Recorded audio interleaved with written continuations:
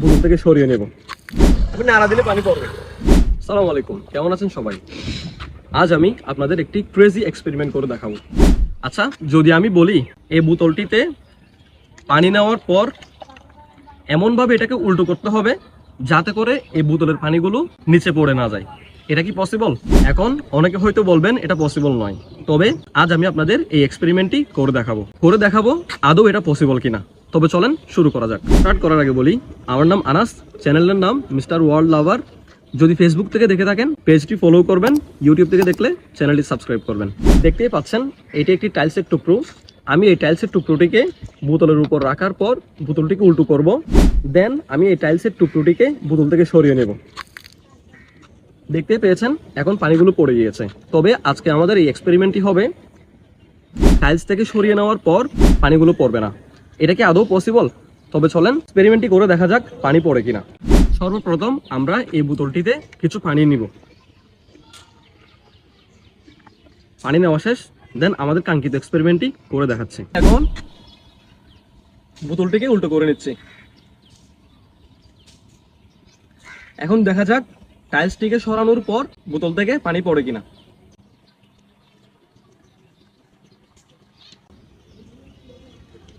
এখন হয়তো অনেকে মনে করবেন এখানে আরো কোনো একটি লেয়ার রয়েছে, তো সেই ডাউটটি সলভ করার জন্য আমি আপনাদের একটি কাঠি প্রবেশ করানোর পর দেখাচ্ছি পানি পড়ে কিনা।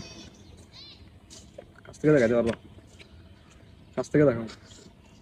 তো দেখতেই পাচ্ছেন আমি এখানে একটি কাঠি প্রবেশ করিয়েছি।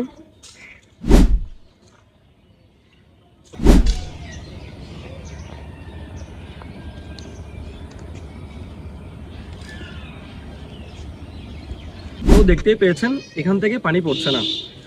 তবে আমি আপনাদের কিছু সময় দিচ্ছি। এই এক্সপেরিমেন্টটি আমি কিভাবে করেছি তা আপনারা কমেন্টে বলে দিন যদি আপনাদের জানা থাকে। তো আমি এখন এই এক্সপেরিমেন্টটির আসল রহস্য উদ্ঘাটন করব। তবে চলেন দেখা যাক। মূলত এখানে রয়েছে একটি ছিদ্রযুক্ত লেয়ার। তো দেখতে পাচ্ছেন এখানে অসংখ্য ছিদ্র রয়েছে।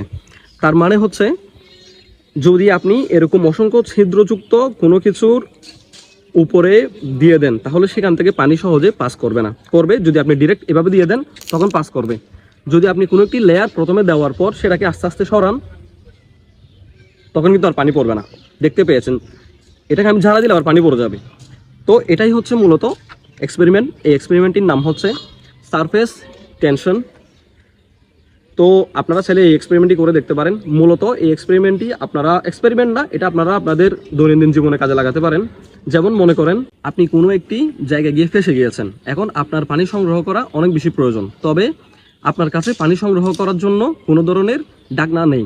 তখন আপনি কি করতে পারবেন, আপনি আপনার কাছে যদি এরকম অনেকগুলো হুল যুক্ত বা এর থেকে বড় হুল যুক্ত হলেও সমস্যা নেই, ছিদ্রযুক্ত যদি আপনার কাছে কোনো কিছু থাকে আপনি সেটা দিয়ে নিমিষে আপনি পানিগুলো সংগ্রহ করতে পারবেন। যদি পানি পড়ে যায় পড়ে যাওয়া থেকে বাঁচাতে পারবেন।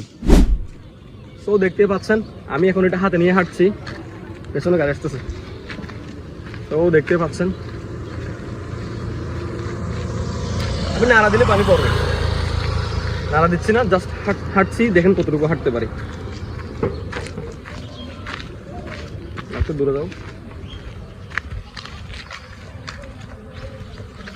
নাড়লে পানি পড়বে, এমনিতে হাঁটলে পানি পড়বে না।